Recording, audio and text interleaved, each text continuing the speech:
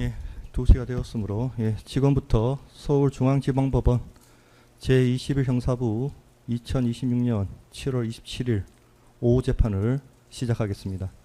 2025 고압 1753호 사건을 진행하겠습니다. 이 사건은 김건희와 명태균 건진법사 관련 국정농단 및 불법 선거 개입 사건 등 진상규명을 위한 특별검사 임명 등에 관한 법률 제10조 제4항 본문에 따라 재판이 생중계되고 있음을 고지해드립니다.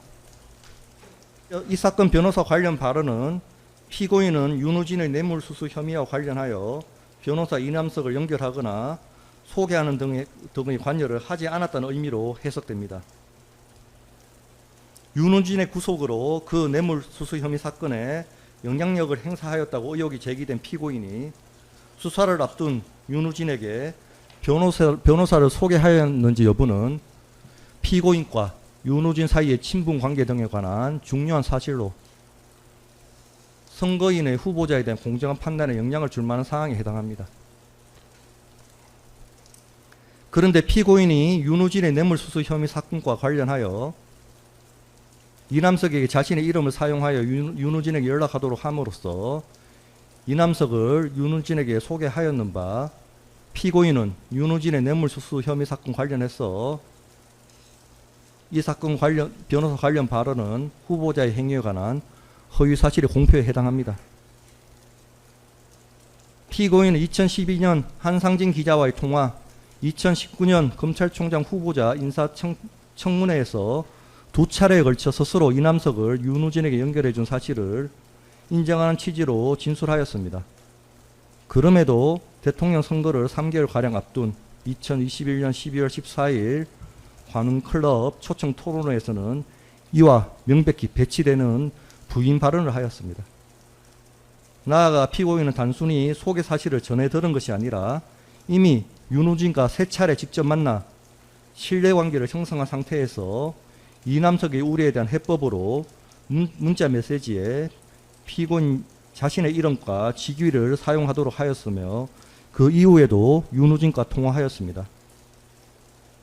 이는 피고인이 수동적으로 전해들은 사실을 착오로 잊어버릴 수 있는 성질의 것이 아니라 피고인 자신이 주도한 구체적인 경험입니다.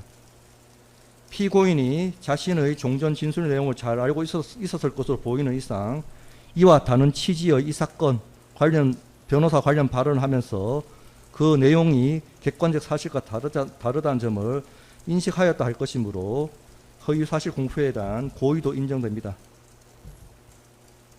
그렇다면 피고인의 이 사건 변호사 관련 발언은 공직선거법 제250조 제1항이 규정한 허위사실 공표죄에 해당한다고 판단됩니다.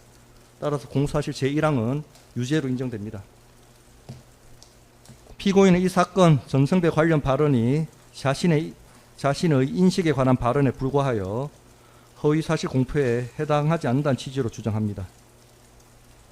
특별검사가 기소한 이 사건 전성배 관련 발언은 전성배를 무속인으로서 알고 있었는지에 관한 피고인의 인식에 관한 인식을 말하는 것이 아니라 전성배를 소개받은 경위, 배우자와 함께 만난 사실 유무라는 피고인 자신의 구체적인 과거 행적의 전부를 단정하는 진술입니다. 이는 검증 가능한 객관적인 사실에 관한 것으로서 피고인 자신의 과거 구체적 행적에 관한 진술이지 추상적인 의견 표명이나 순수한 주관적 인식을 밝히는 것에 그치는 것이 아닙니다. 특히 피고인이 2013년 12월경부터 배우자 김건희를 통하여 전성배를 알게 되어 자신의 검찰 내 징계 및 자천 상황에 관한 조언을 받았고, 김건희는 2016년 말 윤석열의 특검 파견 무력과 2020년 추미애와의 갈등 국면에서도 전성배로부터 관련 언급을 들어온 점, 피고인은 배우자 김건희와 함께 전성배가 운영하는 법당에 가거나 피고인의 주거지에서 전성배를 만난 사실을 피고인 스스로도 이 법정에서 인정하고 있는 점 등을 종합하면 피고인은 전성배를 선거 과정에서 처음 소개받은 것이 아니라 2013년경부터 이미 알고 지속적으로 교류하여 왔고, 그 교류에는 배우자 김건희도 함께 하였던 사실이 인정됩니다. 전성배가 운영하는 일광사는 일반인이 통상 생각하는 정식 사찰의 모습이 아닌 단독 주택 2층에 위치하고 있고, 전성배는 배우자가 있는 사람이며 부처님 상이 아니라 자신의 돌아가신 어머니의 상을 모신 방에서 방문객에게 돈을 받고 점을 봐주었습니다. 김건희는 이준수로부터 전성배를 점술적 성격을 전제로 한 인물로 소개받았고, 전성배가 실제로 한 언급 역시 인물의 운세나 관계의 기륭을 논하는 것으로 일반인이 생각하는 불교적 조언과는 성격을 달리합니다. 이러한 사정들에 비추어 보면 전성배는 통상적인 불교 성녀와는 구분되는 점술적 방식으로 조언을 하는 성격을 가진 인물로 봄이 타당합니다.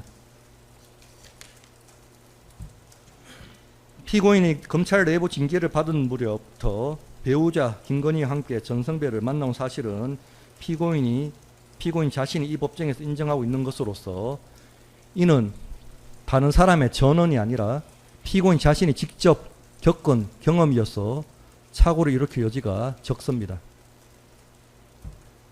그럼에도 피고인은 이 사건 전성배 관련 발언에서 아무런 유보 없이 단정적으로 이러한 사실을 부인하고 전성배를 당 관계자로부터 비로소 소개받았다, 김건희와 함께 만난 적 없다는 취지로 발언하였습니다.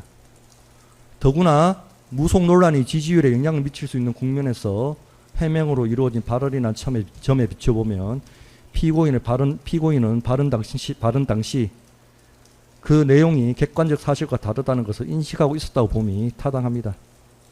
따라서 피고인에게 허위사실 공표에 관한 고의도 인정됩니다.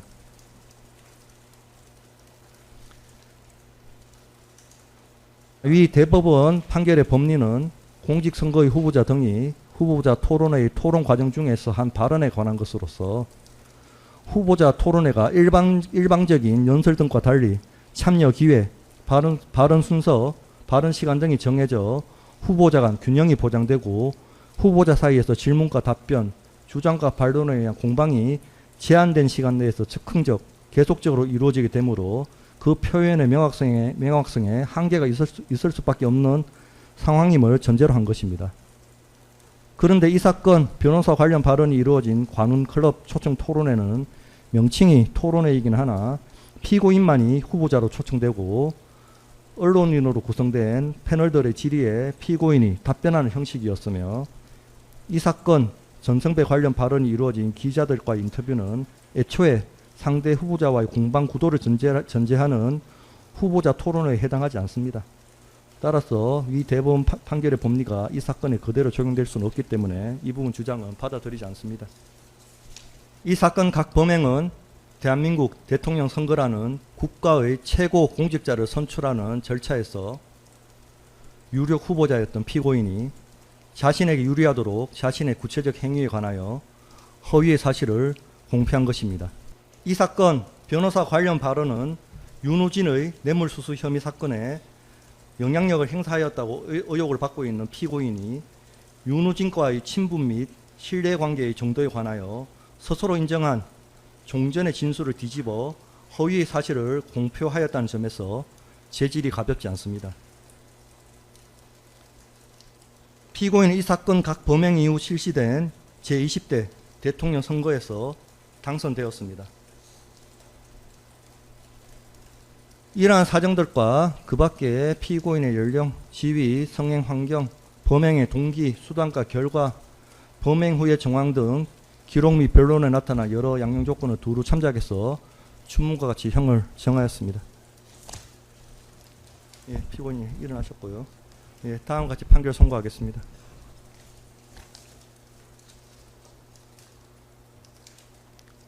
주문. 피고인을 징역 1년 6개월에 처한다. 다만 이 판결 확정일부터 3년간 위형의 집행을 유예한다. 이 판결에 불복하려면 오늘부터 7일 이내에 서울고등법원에 항소할 수 있고 항소장은 서울중앙지방법원에 제출하시면 됩니다. 피고인이 현재 수감 중이므로 수감시설의 장에게 항소장을 제출할 수도 있습니다.